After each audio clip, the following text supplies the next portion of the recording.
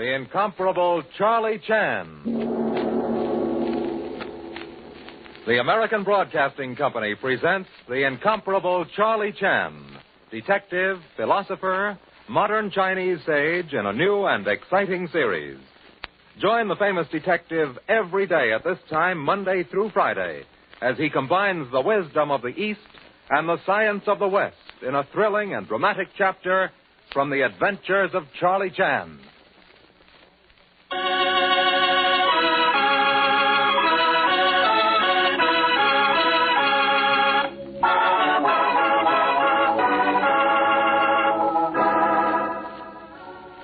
Charlie Chan humbly gives you greeting and extends warm welcome. Sage has said, nature sometimes reveals deepest truths in wildest jokes. Today, apparent joke reveals truth about murder.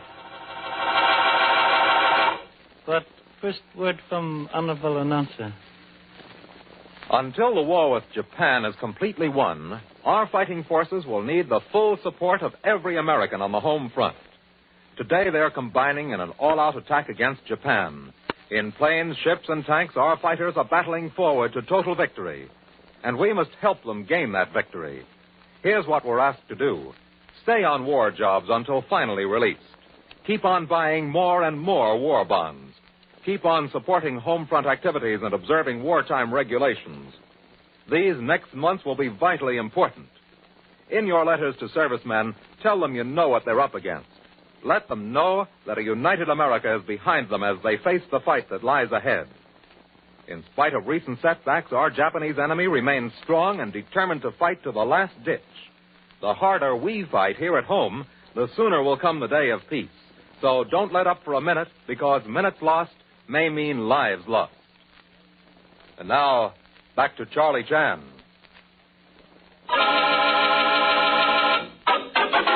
This week's adventure, the case of the marching ant.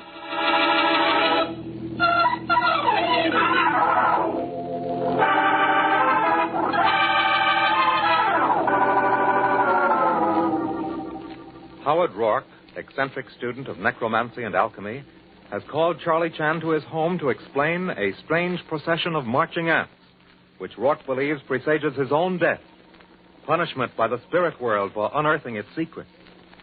Chan and his son follow the marching ants to a large vine-covered oak tree behind the crypt where Rourke conducts his mysterious researches. In the tree, Chan's son discovers a dead body. Now Chan and his son confer with Lieutenant Locke as the homicide squad removes the grim corpse from its strange coffin. Well, it's quiet over here, Chan. Let's kick this case around a while. I want to get a few things straight. Now, what kind of a guy is this Rourke? Mr. Howard Rourke, lawyer and banker by profession. Formerly senior member of law firm Rourke and Hastings. Also vice president, Pacific Coast Bank and Trust Association. Now retired. Oh, yeah? Well, what's he do now?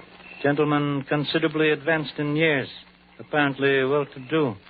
In natural position to be eccentric. Eccentric?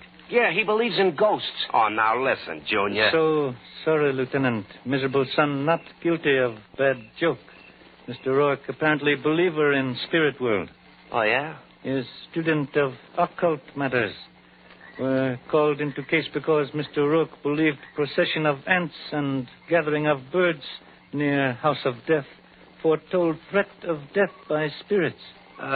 What is this House of Death routine? Rourke's got a kind of a miniature tomb rigged up as an alchemist laboratory. It's got a coffin in it and a lot of weird stuff. Oh, now, look, you don't believe that malarkey about spirits having the birds and ants warned, Rourke. No. Obvious that both insects and birds attracted to tree by dead body residing inside. Only man of morbid eccentricity like Rourke would fail to draw obvious conclusion. Oh, look, they've got the body laid out on the grass now, Chan. Let's go over and have a look, huh? Yeah, we'll do. Hey, Pop, here comes Rourke. He looks wilder than ever. Inspector Chan. Inspector Chan. Yes, Mr. Rourke. Inspector Chan, this body in the tree, I assure you, sir, I had no idea. I mean that... You mean what? Well, I'm not a fool. I understand the finger of suspicion points at me. You must understand, Inspector, I did not kill that man. Surely you must see that I would never have called you in on the case if I had. We also see that maybe that's exactly the way you want us to think. Oh, no. No, surely you can't believe that. Surely this and surely that. You'll find out what we believe when we've made up our minds, Rourke. Now, Peter, go back to your house. We got a date with this corpse. Now, go on, get out of here. Very, very well, Lieutenant. Yeah, I don't like that guy, Chan. You're right, he's a nut. And it comes to my mind that sometimes nuts like to run around bumping people off, just for fun. Well? I'm not commenting on theory, Lieutenant Locke, but on appearance of body. Has been dead over 2 days.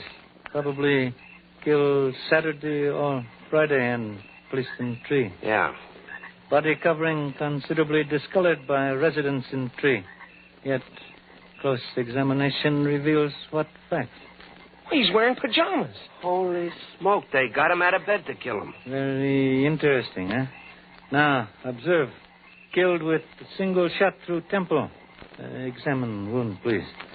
The dead man probably killed with .22 caliber gun. 22, that's practically a toy. In this case, Lieutenant Locke, lethal toy. Why would a murderer take a chance with a .22 when he could use a large gun? Must save interesting speculation for future, son. Papers from wallet in pocket reveal identity of dead man. Oh, who is he, Chan? Name Samuel Brighton. Address 99 Walker Road, this city. Business address Pacific Coast Trust Building. Hey, that was Rourke's firm. Yes. It's beginning to smell awful fishy. Then apply further bit of evidence to nostrils. Mr. Samuel Brighton, lawyer by profession. And Rourke was a lawyer, too. Say the word, Chan, I put the finger on Rourke. Oh, wait. One other curious clue demands further investigation. What's that? How does dead man happen to carry wallet in pajama pocket? Obviously planted there. Were obviously intended to find body and identify same. Charlie Chen very unhappy with case. Well, okay, what's next on the program, Chan? Too late for further work tonight. Wish now to return home for much-needed rest. We'll continue in morning. Oh, how about the reporters? Can they break the story? They can just about make the Bulldog editions. May break story, Lieutenant Locke, but no pictures, please. Right. Son and self wish you good night. I'm very much afraid night will be unsatisfactory for self. We'll probably dream about murder.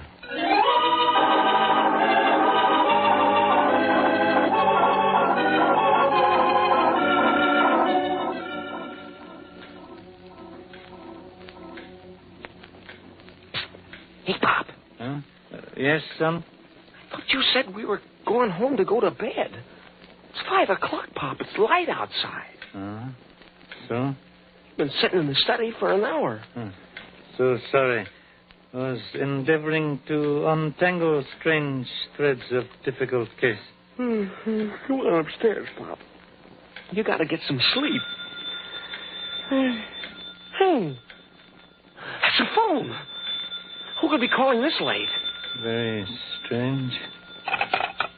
Yes, please? Inspector Chan? Speaking. I've just seen the headlines about Sam Brighton's murder. Yes? I know who killed Brighton. It was Everard Brighton, the guy who runs the Brighton Club down on Pacific Boulevard. You claim Samuel Brighton killed by Everard Brighton? Gentleman related? No. You have evidence to substantiate claim? Plenty. Who calling, please? My name's Clarence Brighton. I'll give you all the evidence you want tomorrow. Good night, Inspector. Very strange. Yeah, I heard all that, Pop. Just a crazy practical joke. Yeah, forget it. Come to bed, huh? Everard Brighton accused of murder of Samuel Brighton by a gentleman named Clarence Brighton. Most perplexing. What? Again? Yes, please.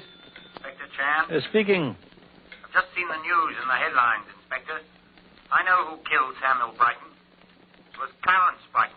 Chap who runs the shooting concession at the Seaside Carnival. And your name, please? I'm Everard Brighton. Come and see me tomorrow, Inspector. I'll blow your blasted case sky high for you. Good night. This person's brain now spinning like carousel. A couple of wise guys, Pop, trying to take you for a ride.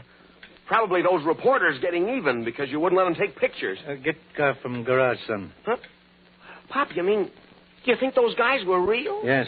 Necessary to question them first thing tomorrow morning. Means examination of Mr. Samuel Brighton's papers and history necessary tonight.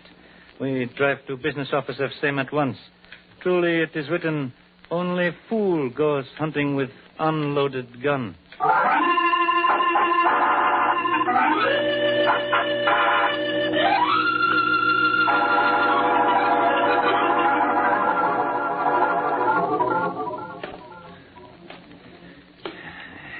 How much farther, Pop? This is last flight. Mr. Samuel Brighton's office on third floor. What time is it? 6 o'clock. Lucky for us, the building janitor came on duty.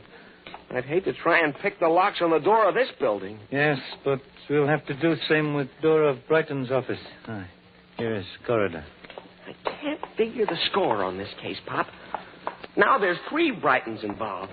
1 corpse and 2 suspects. How do they tie together? The son merely voices questions that perplex father. Oh, wait. Here's door. We'll try skeleton keys on lock. Pop. Yeah, son? The doorknob. It's turning.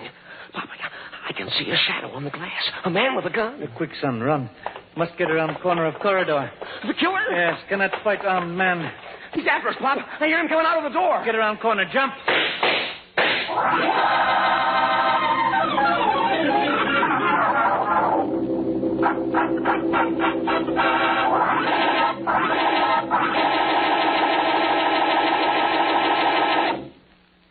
We will return to Charlie Chan in just a moment.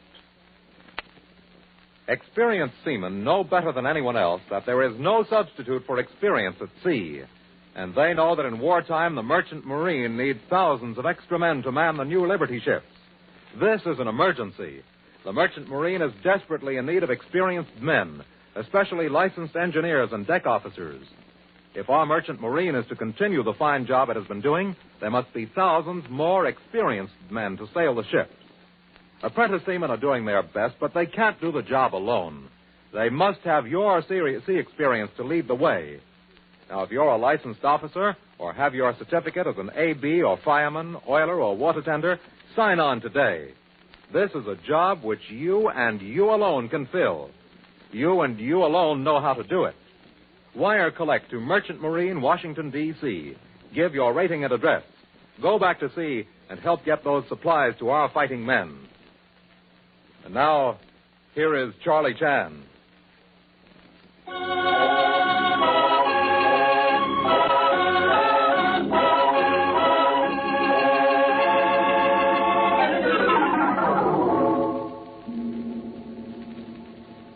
Strange case of marching ants complicated by entrance of 2 gentlemen also named Brighton and rendered hazardous by appearance of killer in office of dead man.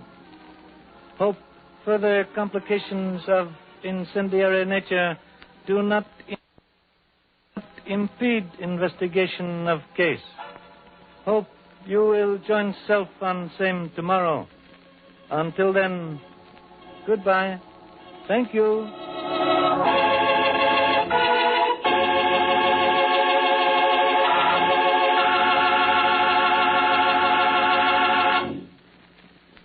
Be sure to join us again tomorrow at the same time for the case of the Marching Ant. There'll be more thrills, excitement, and comedy in the adventures of Charlie Chan. The adventures of Charlie Chan are based on the famous character created by Earl Durr Biggers. Charlie Chan is played by Ed Begley. Number One Son by Leon Janney. This series, written by Alfred Bester, is produced by Chick Vincent. Dorian St. George speaking. This is the American Broadcasting Company.